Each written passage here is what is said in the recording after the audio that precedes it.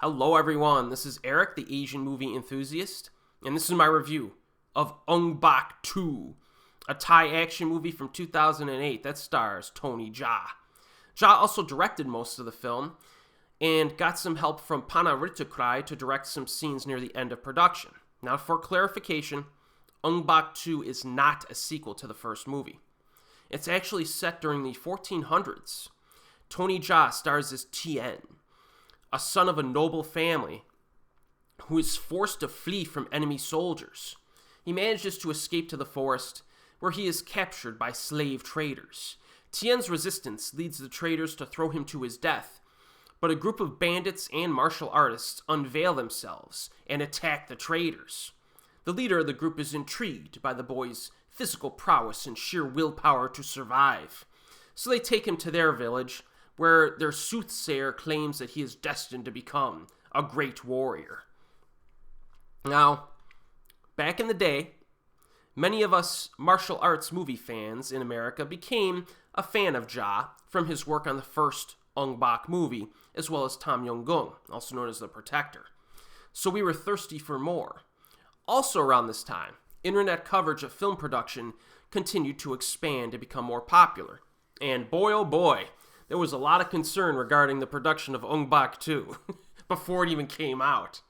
The stories of Jaa walking off the set for months, stories about funding issues with one or more of the production companies, etc. A lot of noise surrounding this movie, and the articles just kept coming out. So going into this, my expectations were kind of lowered, and most surprisingly, it turned out to be way better than I was expecting, really. Coming back to this for a rewatch a handful of years after my last viewing, I think it still holds up. In terms of story, I think it's more interesting than the original film, to be honest. I mean, many of the non-action scenes are actually pretty good, which is not something you could really say about some of Jaa's other films. I mean, Tom Yum-goong, for example, just used an absurd quantity of nicely executed fight scenes to just kind of overpower any and all story deficiencies that existed in between the beatings. Ong Bak 2 is definitely a step or two above something like that in terms of story. Not to say that the script of Ong Bak 2 is especially deep. It's not. And the conclusion is a cliffhanger that was in desperate need for a direct sequel that wraps up the fates of the surviving antagonist as well as the lead character. When the movie ends, you're just like, wait, this is over? Like, this is the ending of your movie? Kind of an abrupt ending. So in some sense, the story is reliant on Ong Bak 3 to finish it off properly, and we'll get to that review in a separate video in the next few weeks. Nevertheless, the character interactions and primary conflicts in Ong Bak 2 provide some consistent entertainment in between the action. A number of good dramatic scenes in this. Take the opening segments in the alligator pit, where the pirate throws the kid a knife to see if he can freaking survive. You know what I mean? Instead of just outright saving him. He's like, let's see what you got, kid. I mean, this is old school, like, fight to survive stuff, you know? And I like that scene because it helps to kind of establish this mutual respect between the characters. They earn each other's respect over time.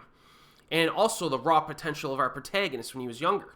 I thought the elephant taming scene was pretty neat, as well as the training with the different martial arts masters. I like it.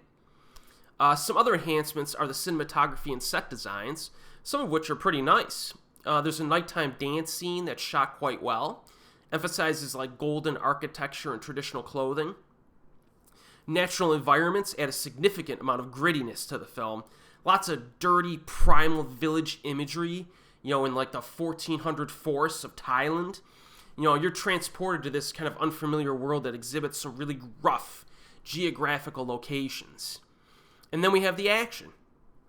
The fighting in this film is impressive, and it has a range of styles that were apparently influenced by Thai, Japanese, Indian, Malaysian, and Chinese martial arts. I like the fact that Jaa's transition from like one fighting technique to the next is usually triggered by the availability of particular weapons, as well as the attack strategies of his opponents. So like, he'll be fighting in this like village, and he'll end up moving towards this section, and then there's like a particular weapon there or item, and then he breaks out a different style of fighting to enhance the use of that item. And I thought it was pretty cool. In terms of highlights, the fight against the slave traders is pretty legit. We get some drunken fighting in there as well. And the finale, I think, is just fantastic. It's one of the best fight scenes of the 2000s, seriously. I actually enjoy the final fight scenes in Ong Bak 2 more than the ones in the original film. And I think the reason for that is because there is some slow motion, but it doesn't feel like the stuntmen are waiting for it as much. I think they cleaned that up a little bit more in this, to where, you know, the fighting of, like, the bad guys felt maybe a little bit more natural. And the slow motion didn't expose them just, like, standing there, like, waiting for the guy to hit them. You know what I mean? So I thought it was pretty cool. And the variety in the types of weaponry and fighting was really cool to see as well. So I think, you know, I'm in the minority, but I actually really enjoy Ong Bak 2. I do. I think it's just as entertaining as the original film overall. You know what I mean? Overall. And that's an unpopular opinion, but that's what it is, folks. So it's available streaming and on physical media. And as always, we will see you next time.